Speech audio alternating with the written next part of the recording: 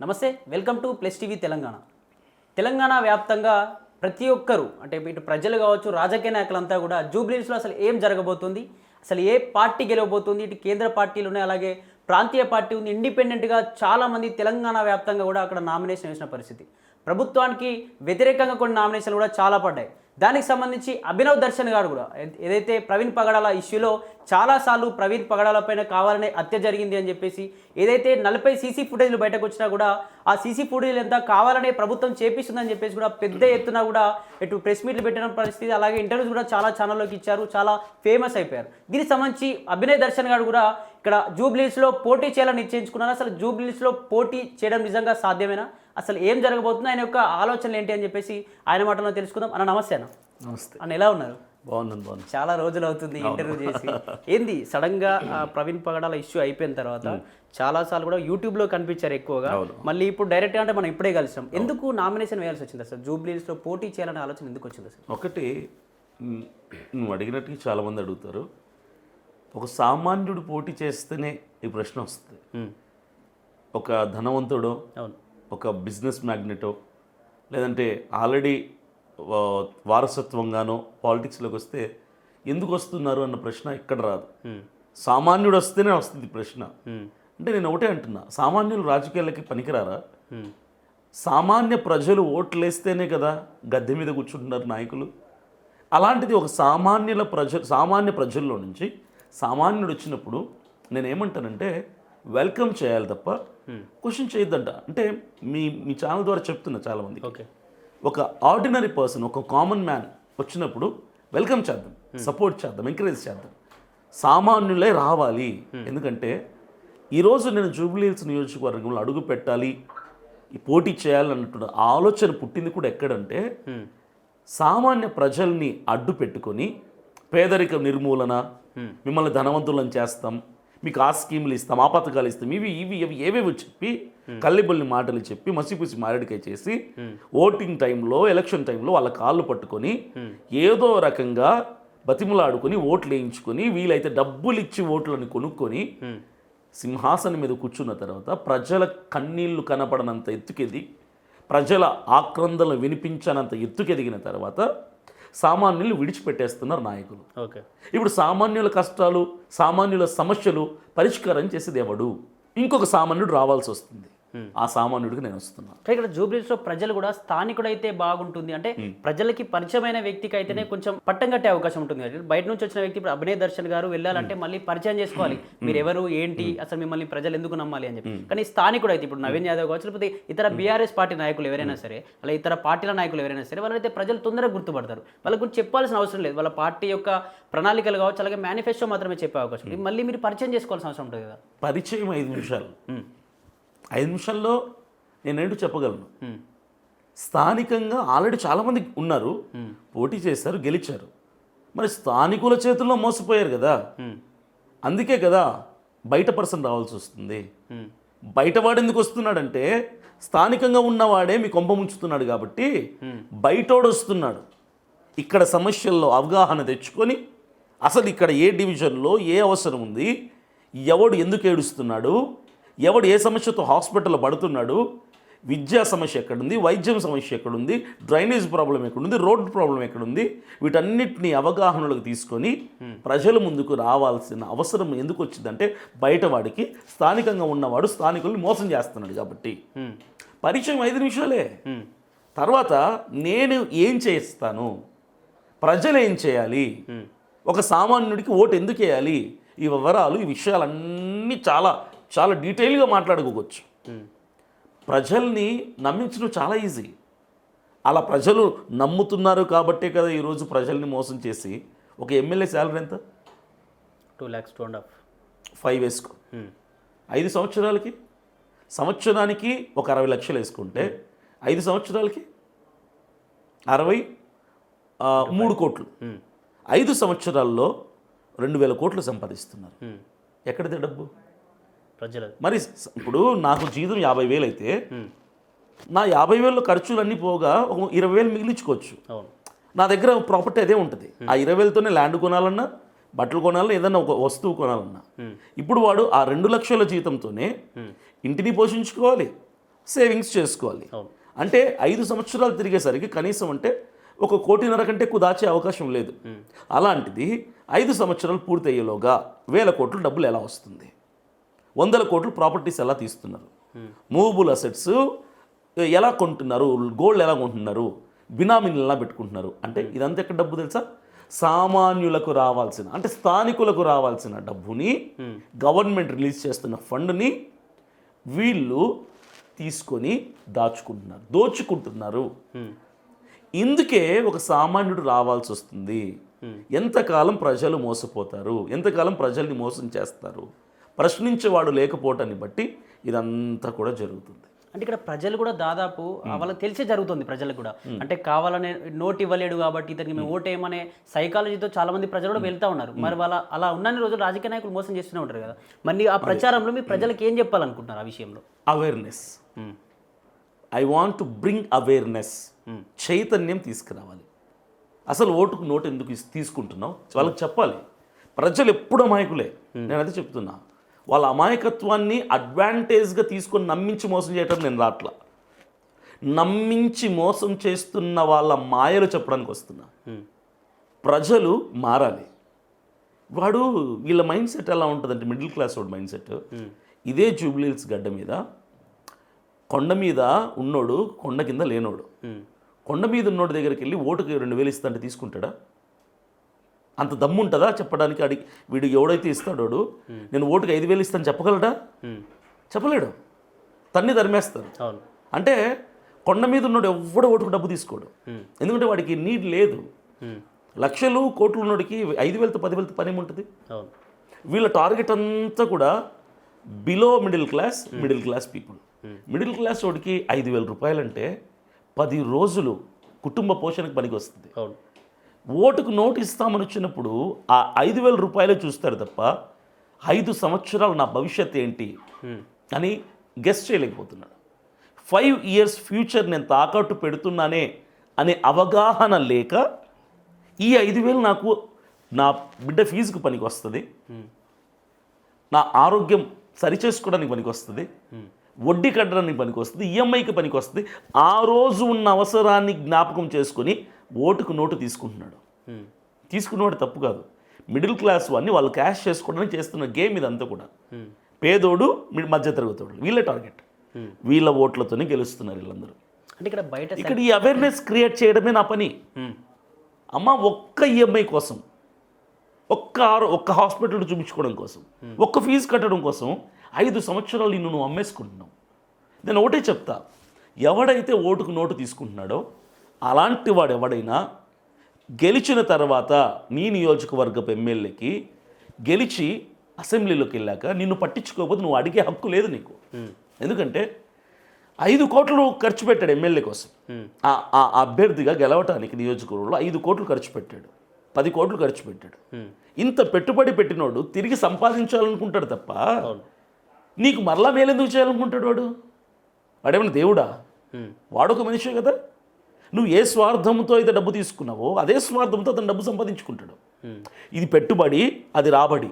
ఈ అవేర్నెస్ ప్రజల్లో తీసుకురావాలి. నువ్వు ఓటుకు నోటుకు అమ్ముడు పోతే, నీ ఓటు నమ్ముకుంటే నాయకుడిని నువ్వు ప్రశ్నించకూడదు 5 సంవత్సరాలు. నేను బానిసగా బతకాల్సిందే. అవునరా, నేను అమ్ముకున్నాను నా ఓటుని, నేను ప్రశ్నించానని బతుకు. నువ్వు డబ్బు తీసుకొని నా రోడ్డు వేయలేదు, నాకు డ్రైనేజ్ ప్రాబ్లం క్లియర్ కాలేదు, నాకు అది కాలేదు ఇది కాలేదు అనడం కరెక్ట్ కాదు. నువ్వు ఎప్పుడు అడగచ్చు అంటే, ఓటుకి నోటు తీసుకోకుండా నోటు ఎవడైనా 5,000 ఇస్తా అంటే చెప్పుచ్చుకొని కొట్టాలి. అక్కడే చెప్పుచ్చుకొని కొట్టగలిగే రోజు వస్తే అప్పుడు సమాజం బాగుపడుతుంది. అంటే ఇక్కడ ప్రజలు కూడా ఇటు జూబ్లీహిల్స్ కావచ్చు, తెలంగాణ వ్యాప్తంగా కావచ్చు, దేశవ్యాప్తంగా కూడా స్థానికులనే గెలిపించుకునే పరిస్థితి లేవు అక్కడ. డైలీ ఇప్పుడు గెలవకున్న తర్వాత కూడా అక్కడ డ్రైనేజ్ సిస్టమ్ ఏముంది, అక్కడ సీసీ రోడ్లు పడతా ఉన్నాయా, లేకపోతే వైరింగ్ ప్రాబ్లం ఎలా ఉంది, కరెంట్ ఏమైనా ఇబ్బందులు జరుగుతా ఉన్నాయా, డైలీ వెళ్ళి చూస్తున్న వ్యక్తి కూడా, ఓడిపోయి డైలీ వెళ్ళి చూస్తున్న వ్యక్తికి కూడా అక్కడ గెలిచే ఛాన్స్ లేదు ఇప్పుడున్న పరిస్థితుల్లో. మరి ఇప్పుడు మీరు స్థానికులు కాదు, అసలు మీరు ఇప్పుడు మళ్ళీ పరిచయం చేసుకోవాలి ప్రజలకి. ఈ 10-20 రోజుల్లో, 15 నుంచి 20 రోజుల వ్యవధిలో అసలు మీరు ఏం చేయబోతున్నారు జూబ్లీహిల్స్లో? అసలు నేను కడపలో ఉంటాను, కడప టౌన్లో ఉంటాను. నేను హైదరాబాద్కి వచ్చి 17 రోజులు అవుతుంది. నామినేషన్ వేయటం పెట్టబోయే దగ్గర నుంచి, నామినేషన్ వెయ్యాలి అని ప్రిపేర్ అవుతున్న దగ్గర నుంచి నా మీద కుట్రలు పన్నుతున్నారు. ఒక పెద్దవాళ్ళే అధికారంలో ఉన్న వాళ్ళే నా మీద కుట్రలు పన్ని అభినయ్ దర్శన్ ఖచ్చితంగా ఒక 10,000 ఓట్లన్నా చీల్చగలుగుతాడని వాళ్ళకి తెలుసు. క్రైస్తవుల ఓట్లు చీల్చగలుగుతాడు, వీడి మాటలకి ఇన్ఫ్లుయెన్స్ అవుతారు క్రైస్తవులు, ఈ 10-20 వేల ఓట్లతో మనం ఓడిపోయే అవకాశం ఉంది అన్న ఒక ఇమాజినేషన్ వాళ్ళకి వచ్చి నన్ను నామినేషన్ వేయనివ్వకుండా నా మీద కేసు పెట్టారు. ఆర్ఓ రిటర్నింగ్ ఆఫీసర్ ఎవరైతే నామినేషన్ పేపర్స్ తీసుకోవాలో ఆయనే సాయిరామ్ అనే వ్యక్తి బంజారాహిల్స్ పోలీస్ స్టేషన్లో నా మీద కేసు ఫైల్ చేశారు, ఎఫ్ఐఆర్ కట్టారు నా మీద. ఓకే. పిలిపించారు, 2 రోజులు లోపల వెళ్ళాను, స్టేషన్ బెయిల్ తీసుకున్నాను, ఎక్స్ప్లెనేషన్ ఇచ్చాను, బయటకు వచ్చాను. నిన్న మన నామినేషన్ 2 sets నామినేషన్ వేశాను. ఓకే. నా సైడ్ నుంచి ఏ మిస్టేక్ లేకుండా అన్ని డాక్యుమెంటేషన్స్ కరెక్ట్గా ఇచ్చి సైన్స్ అన్ని కరెక్ట్గా చేసి అన్ని దానికి కావాల్సినవన్నీ కూడా జిరాక్స్లన్నీ అటాచ్ చేసి సబ్మిట్ చేసి 2 నామినేషన్స్ సబ్మిట్ చేశాను. సబ్మిట్ చేసిన తర్వాత నిన్న స్క్రూటినింగ్ జరిగింది. అవును. కరెక్ట్గా ఆర్ఓ గారు నా ఫైల్ తీసి అభినయ్ దర్శన్ అని పిలవగానే ఎవడొచ్చాడు ఎక్కడి నుంచి వచ్చాడో తెలీదు. ఒక 3 కాగితాల ఫైల్ లాంటివి తీసుకొచ్చి సార్ అభినయ్ దర్శన్ మీద నాకు అబ్జెక్షన్ ఉందని పెట్టాడు. ఏంటంటే నా మీద కంప్లైంట్ 9 సెక్షన్లు పెట్టి ఇతన్ని ఇమీడియట్గా అరెస్ట్ చేయండి, ఇతను 6 నెలలు జైలుకు పంపించాలి ఈ సెక్షన్స్ ప్రకారం ఇతను అని చెప్పి ఒక కేసు పెట్టదు మాకు తెలియదు. ఓకే. ఇమీడియట్గా నన్ను పిలిపించారు, నేను వెళ్ళాను. నా టీం వాళ్ళు ఉన్నారు అక్కడ. నేను వెళ్ళిన తర్వాత ఆర్ఓ గారు నాకు ఇది ఇచ్చి ఈ కంప్లైంట్ మీ మీద ఫైల్ చేస్తున్నారండి, మీరు దీనికి ఎక్స్ప్లెనేషన్ ఇచ్చుకోండి అని చెప్పాడు. అక్కడే అయిపోయింది నా నామినేషన్. సో అది చదివినప్పుడు నేను అఫిడవిట్లో నేనేం రాశానంటే లోన్స్ దగ్గర నో లోన్స్ అని పెట్టా, ఆస్తుల దగ్గర నో ప్రాపర్టీస్ నో అసెట్స్ అని పెట్టా, గోల్డ్ దగ్గర నో గోల్డ్ అని పెట్టా, నిల్ అని పెడతాం ఆప్షన్. ఇలా పెట్టుకుంటూ వచ్చాను. నా అఫిడవిట్ నాదే కాదు, ఒక కాంగ్రెస్ పార్టీ నవీన్ యాదవ్దైనా బీఆర్ఎస్ సునీత గారిదైనా ఎవరిదైనా ఆన్లైన్లో మనం డౌన్లోడ్ చేసుకోవచ్చు. వాడు డౌన్లోడ్ చేసుకొని నా ఫైల్ అంతా దాంట్లో పెట్టినవన్నీ అబద్ధాలే. అభినయ్ దర్శన్కి కోట్లు ప్రాపర్టీస్ ఉన్నాయి, లక్షలు బంగారు ఉంది, బోల్డ్ అన్ని లోన్స్ ఉన్నాయి, ఐటీ రిటర్న్స్ కట్టలేదని రాశాడు కదా, అది కూడా తప్పే. ప్రతి సంవత్సరం ఆయన ఐటీ రిటర్న్స్ చేస్తాడు. ఈ 4 కంప్లైంట్లు నా మీద పెట్టి ఇమీడియట్గా నన్ను రిజెక్ట్ చేసి నా మీద ఎఫ్ఐఆర్ కట్టి జైలుకి పంపించాలి అనేటువంటి కంప్లైంట్ రైజ్ చేశాడు. దానివలన నా నామినేషన్ పేపర్స్ రిజెక్ట్ చేశారు. వాడిని పంపించింది ఎవరంటే వాడితో పాటు ఒక అడ్వకేట్ వచ్చాడు. ఓకే. వాడిని పంపించింది ఎవరు? అధికారంలో ఉన్న వాళ్ళు పంపించారు. కేవలం ఈ కుట్రంతా కూడా నన్ను చూసి భయపడి వీడు జూబ్లీ హిల్స్ నియోజకవర్గంలో అడుగు పెడితే క్రిస్టియన్ ఓట్లు చీలిపోతాయి అన్న ఒక్క భయంతో నన్ను అక్కడ అడుగు పెట్టడం గురించి. నిజంగా నేను నామినేషన్ యాక్సెప్ట్ అయి నేను అక్కడ అడుగు పెట్టుంటే గనక ఖచ్చితంగా 40 ఓట్లతో నేను 40 ఓట్లతో నేను ముందుకెళ్ళి ఉండేవాడిని. ఇప్పుడు మీరు 2 సెట్లు అయితే 2 సెట్లు స్క్రూటినీలో రెండు స్క్రూటినీ పోయింది. అది కాదు, నా మీద ఎవడైతే కంప్లైంట్ పెట్టారో ఆ కంప్లైంట్ బట్టి నన్ను రిజెక్ట్ చేశారు. ఓకే. ఇది ప్రీ ప్లాన్డ్. వాడు అక్కడికక్కడ రాసుకొచ్చింది కాదు, అది 10 రోజుల ముందు ప్రిపేర్ చేసుకున్నాడు. సిస్టంలో టైప్ చేయించుకొని అడ్వకేట్ని కూర్చోబెట్టుకొని ఆ సెక్షన్స్ రాయించుకొని పాయింట్ బై పాయింట్ రాసుకొని 3 పేపర్ల ఫైల్ చేసుకొని కంప్లైంట్ చేసుకొని వాడు వచ్చాడు అక్కడికి. ఇదంతా కూడా ప్రభుత్వంలో ఉన్న వాళ్ళు అధికారులు చేసినటువంటి కుట్ర. అంటే ఎంతమంది ఉంటారు జూబ్లీహిల్స్లో? ఎక్కువ ముస్లిమ్స్, ఎక్కువగా మైనారిటీస్ ఉంటారు 60% పైగా, తర్వాత ముస్లిమ్స్ 35% ఉన్నారు, క్రిస్టియన్స్ 15% ఉన్నారు. అంటే క్రిస్టియన్ ఓట్లు దాదాపుగా 30 నుంచి 35 వేల వరకు ఉన్నాయి. ఓకే. నేను నిలబడితే ఎలక్షన్ కోడ్ ప్రకారంగా నేను క్రైస్తవుల ఓట్లు నాకు నేను మాట్లాడకూడదు కాబట్టి చట్టరీత్యా నేరం కాబట్టి ఎలక్షన్ కోడ్లో సామాన్యులందరినీ దృష్టిలో పెట్టుకొని మాట్లాడాల్సిన బాధ్యత నాది కాబట్టి అందరినీ నేను మోటివేట్ చేయగలుగుంటా. ఖచ్చితంగా ప్రతి ఒక్క ఓటర్ని ఆలోచింపజేసే విధంగా మాట్లాడుంటా. కరెక్టే కదా ఇతను చెప్తుంది అని ఖచ్చితంగా వాళ్ళు ఒకసారి ఆలోచింపజేసే విధంగా నేను మాట్లాడుంటా. అందుకు నన్ను ఆపేశారు. ఓకే. కుట్ర పన్ని ఇదేమి రాజ్యం, ఇదే రాజ్యం, దొంగల రాజ్యం, దోపిడీ రాజ్యం అంటే అదే జరిగింది అక్కడ. దొంగలు దోపిడీకారులు ఇక్కడ ఉన్నారు. ఓకే. భయపడ్డారు. నేను అందుకే చెప్తున్నా, నేను ముందే చెప్పాను, నామినేషన్ వేయక ముందే చెప్పి ఎప్పుడైతే ఆర్ఓ గారు నా మీద కేసు ఫైల్ చేశారో అప్పుడే చెప్పాను, నన్ను ఒక్కరిని ముందుకు వెళ్ళనిస్తే నాతోనే ఆగిపోద్ది. లేనిపోని కారణాలు చెప్పి తప్పుడు కేసులు నా మీద బరాయించి నన్ను కనుక మీరు రిజెక్ట్ చేస్తే, నా డాక్యుమెంటేషన్లో ఏ తప్పు లేకపోయినా నా ఒక్కడితో కాదు, ఇది 20 మందితో నేను తిరిగి వస్తాను. అలాంటి వాళ్ళని 20 మందిని తయారు చేస్తా, వచ్చే ఎన్నికలు 20 స్థానాల్లో నిలబెడతా అని చెప్పాను. ఓకే, ఈరోజు నన్ను రిజెక్ట్ చేశారు. ఇప్పుడు నేను పార్టీ పెట్టబోతున్నా. నేనే సొంతంగా పొలిటికల్ పార్టీతో జనవరి ఫిబ్రవరిలో నేను పార్టీ తీసుకుని వస్తున్నా. నాలాంటి వాళ్ళని 10 మందిని 10 చోట్ల నిలబెడతా, ఆంధ్రప్రదేశ్లో మాత్రమే. ఇక్కడ బయట సర్క్యులేట్ అవుతున్న అంశం ఏంటంటే వార్త అభినవ్ దర్శన్ గారిపై ఏదైతే ప్రవీణ్ పగడాల చావుని రాజకీయంగా వాడుకోవాలని చూస్తా ఉన్నాడు అభినవ్ దర్శన్ అని చెప్పేసి కూడా బాగా సర్క్యులేట్ అవుతుంది. మరి దానికి సంబంధించి ఎటువంటి సమాధానం ఇస్తారు మీరు? నేను ఒకటే చెప్తాను, రాజకీయం తప్పు కాదు. ప్రతి ఒక్క మనిషికి నీకు ఇన్స్పిరేషన్ ఎవరంటే ఒక పేరు చెప్తారు. మహాత్మా గాంధీ కూడా ఇన్స్పిరేషన్ ఎవరంటే ఒక పేరు చెప్తాడు. అభినవ్ దర్శన్ ఈరోజు నువ్వు రాజకీయంలోకి రావడానికి ఇన్స్పిరేషన్ ఎవరంటే నేను చెప్పే పేరు ప్రవీణ్ పగడాల గారు. ఆయన మరణానికి ముందు ఎప్పుడు నేను రాజకీయాల కోసం ఆలోచించిన వ్యక్తిని కాదు. ఆయన మరణం తర్వాత ఎందుకు ఆలోచిస్తున్నా అంటే, ఆయన ఆశయాలని ముందుకు తీసుకెళ్లాల్సిన బాధ్యత నా మీద ఉంది. ఆయన ఏమని చెప్పేవాడంటే, ప్రతిసారి కూడా ఆయన ఏం చెప్పేవాడంటే, క్రైస్తవులకి కష్టం వస్తే అసెంబ్లీలో ప్రభుత్వం దృష్టికి ఆ సమస్యలు తీసుకెళ్ళటానికి ఒక క్రైస్తవ నాయకుడు లేడు, అక్కడ మనం ఉండాలని చెప్పేవాడు ఆయన. ఓకే, ఈరోజు ఎవడో అంటున్నాడు కదా, ఏమని ప్రవీణ్ పగడాల గారిని అడ్డం పెట్టుకొని అనొద్దు, ఆయనను స్ఫూర్తిగా తీసుకొనండి, బాగుంటుంది. మీకు చేత కావట్లా, చేతనైనవన్నీ కూడా ఆపే ప్రయత్నం చేయడం తప్పు అంటున్నాను నేను. ప్రవీణ్ పగడాల గారు పదే చెప్పింది అదే.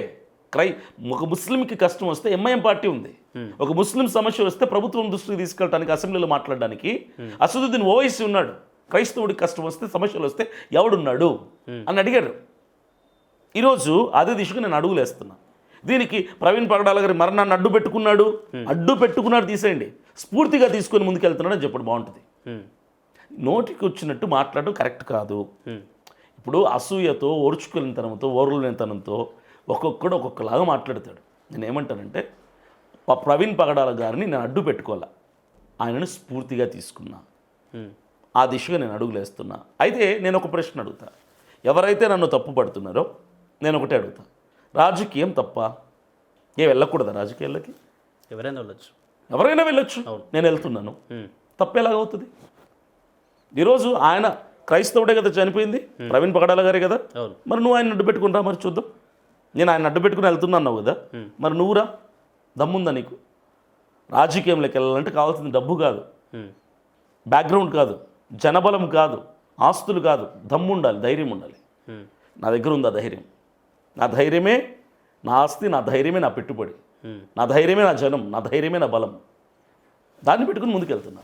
మీరు పోటీ చేసే ముందు కూడా ఏదో ఫోన్పే నెంబర్ పెట్టుకొని మీ యూట్యూబ్లో కూడా కొన్ని వీడియోస్ చేసి ఫోన్పే నెంబర్కి స్కానర్ పెట్టి నా క్రిస్టియన్స్ ప్రజలంతా నాకు కొంచెం సహాయం చేయండి, నేను పోటీ చేయబోతున్నాను చెప్పి మాట్లాడారు. మరి ఎన్ని డబ్బులు వచ్చినాయి అవి? మరి ఆ డబ్బులు నిజంగా ఎవరి కొట్టబోతా ఉన్నారా? అసలు ఏం చేయబోతున్నారు ఆ డబ్బులు? నెంబర్ ఎన్ని వచ్చినాయి? మొత్తం 2,90,000 వచ్చింది.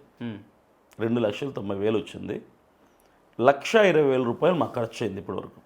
17 రోజులు మాకు ఇక్కడ అకామిడేషన్కి, ఓకే, ఫుడ్కి, నామినేషను, నోటరీలు, మెయింటెనెన్స్, కార్ డీజిల్, పాట ఒకటి రికార్డింగ్ చేయించడం, వీటన్నిటికీ 1,20,000 ఖర్చు అయింది. మిగిలిన డబ్బుని పార్టీ పెట్టడానికి ఖర్చు చేస్తున్నాం. ఓకే, పార్టీ పెట్టడానికి దాదాపుగా 5 నుంచి 10 లక్షల వరకు అయ్యే అవకాశం ఉంది కాబట్టి, సో ఇంకా కావాలి. ఖచ్చితంగా ప్రజల డబ్బుతోనే పార్టీ కూడా మేము పెట్టబోతున్నాం. ఎందుకంటే వాళ్ళు డబ్బులు పంపించారు కాబట్టి వాళ్ళ ప్రతి రూపాయికి లెక్క చెప్పాల్సిన బాధ్యత, ఐఎమ్ అకౌంటబుల్, ఆన్సరబుల్, జవాబుదారీతనం నాకు ఉంది కాబట్టి ఖచ్చితంగా నేను ప్రజల డబ్బుని ప్రజల కొరకే ఖర్చు పెడతాను. అందుకే చెప్తున్నా, ఒక ఎమ్మెల్యేగా పోటీ చేస్తున్నానంటేనే ఆనందంగా ఇచ్చారు. ఈరోజు ఎమ్మెల్యేలుగా చాలామంది నిలబెట్టబోతున్నాను అదే డబ్బుతో పార్టీ రిజిస్ట్రేషన్ చేయబోతున్నా. ఏంటి పార్టీ పేరు ఏమైనా అనుకున్నారా? లేకపోతే ఈ పార్టీలో ఓన్లీ క్రిస్టియన్స్ మాత్రమేనా, లేకపోతే హిందువులైనా మైనార్టీలోనైనా స్వాగతించే అవకాశం ఉందా? ఎస్సీ, ఎస్టీ, క్రిస్టియన్, ముస్లిం, దళిత్, మైనారిటీస్ వీళ్ళందరినీ కలుపుకుంటాను. ఓకే, నాకు మతం, కులం ముఖ్యం కాదు, అందరూ నా వాళ్ళే. హిందూ, క్రిస్టియన్, ముస్లిం బాయి అనే తత్వం ఉన్నది, ఈ భావజాలం ఉంది కాబట్టి అందరినీ కలుపుకుంటాను. సామాన్యులు ఎవరైతే కష్టాల్లో ఉండి ఏ నాయకుడిని నమ్మే స్థితిలో లేరో అలాంటి వాళ్ళని కలుపుకుంటాం. ప్రజాస్వామ్యంలో నాయకుల పేరు చేత పాలకుల చేత ఎవరైతే మోసపోతున్నారో వాళ్ళని కలుపుకుంటాం, ఎవరైతే సామాన్యులు కూడా అధికారంలోకి రావాలనుకుంటారో అలాంటి వాళ్ళని కలుపుకుంటాం. ఇక్కడ కులము లేదు, మతము లేదు, అందరినీ కలుపుకొని ముందుకెళ్తాం. ఎందుకంటే ఒకే కులాన్ని ఒకే మతాన్ని పట్టుకుంటే ఇది జరగదు, ఈ సక్సెస్ అనేది రాదు, సక్సెస్ రేట్ చాలా తక్కువ ఉంటుంది. ఇప్పుడు మీరు స్క్రూటీలో కావచ్చు అక్కడ కావాలని ఫాల్స్ ఎలిగేషన్ చేశారు అని చెప్పేసి నామినేషన్ రిజెక్ట్ అయిందని చెప్పి చెప్తా ఉన్నారు. మీకు కొందరు క్రిస్టియన్స్ కూడా మీకు సపోర్ట్గా ఉండడానికి ముందుకు వచ్చిన వాళ్ళు ఉండొచ్చు, ఈ జూబ్లీహిల్స్లో స్థానికులైనా. మరి ఇప్పుడు వాళ్ళని ఎవరికి సపోర్ట్ చేయాలని చెప్పాలనుకుంటున్నారు మరి మీరు? ఎందుకంటే మీరు ఇక్కడ నుంచి వెళ్ళిపోయారు కాబట్టి. నేను ఒకటే చెప్తున్నాను, ఇప్పుడున్న పరిస్థితుల్లో బీఆర్ఎస్, బీజేపీ, కాంగ్రెస్, తర్వాత ఎంఐఎం, ఇంకొన్ని ఇండిపెండెంట్ అభ్యర్థులు ఉన్నారు. ఓకే, నేను అంటే నేను ఇప్పుడు చెప్పబోయే పేరు దీనికే వేయండి, తర్వాత నేను ఎప్పుడు చెప్పను. ఇప్పుడు మాత్రం చెప్పగలిగింది ఏంటంటే, మనకు అంతో ఇంతో క్రైస్తవుల పక్షమున నిలబడగలిగితే, నిలబడ్డారని చెప్పను, ఓకే, నిలబడగలిగితే అంతో ఇంతో క్రైస్తవులకు అన్యాయం చేయకుండా నిలబడగలిగితే ఒక కాంగ్రెస్ పార్టీ.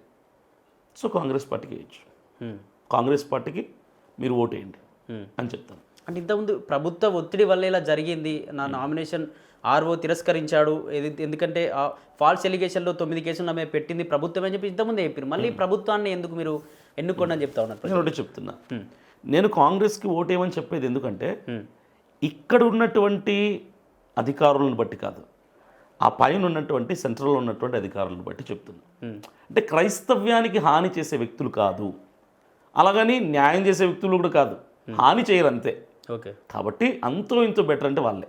ఇప్పుడు నాకేదో ద్రోహం చేశారని, నన్నేదో రిజెక్ట్ చేశారని, నా స్వార్థం కోసం వాళ్ళకి ఏద్దని చెప్పి ఇంకొక దానికి ఏమని చెప్తే మనకు హాని చేస్తారు వాళ్ళు. ఓకే, మనకు హాని తలపెట్టకుండా ఉండగలిగింది ఏదైనా ఉందంటే కొంచెం కాంగ్రెస్.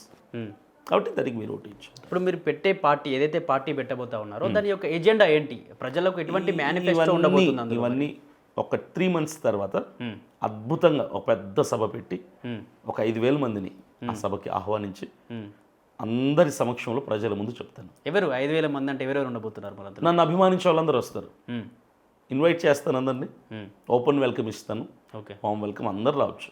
చివరిగా ఏం చెప్పాలనుకుంటారు మీ పైన ఎలిగేషన్ చేసే వాళ్ళకి కావచ్చు? ఎందుకంటే ప్రవీణ్ పగడాల ఇష్యూ తర్వాతనే రాజకీయం చేయాలనుకున్నారు కొందరు పాస్టర్లు అని చెప్పేసి, ఇటు అజయ్ బాబు పైన కూడా చాలా ఎలిగేషన్స్ వచ్చినాయి, మీ పైన వచ్చినాయి, ఇంకొందరు పాస్టర్ల పైన కూడా వచ్చినాయి. వీటన్నిటిని తలదనే విధంగా ఏం చెప్పాలనుకుంటారు ప్రజలకి? క్రైస్తవుల తరపున నిలబడే వ్యక్తులు ఇద్దరే, తెలంగాణలో అజయ్ బాబు, ఆంధ్రప్రదేశ్లో అభినయ్ దర్శన్. అలాగని మేము ఆంధ్రాకి నేను, తెలంగాణకి అజయ్ బాబు అంకితమై ఉండరు. ఇద్దరము 2 చోట్ల పనిచేస్తాం, ఇద్దరము 2 చోట్ల నిలబడతాం.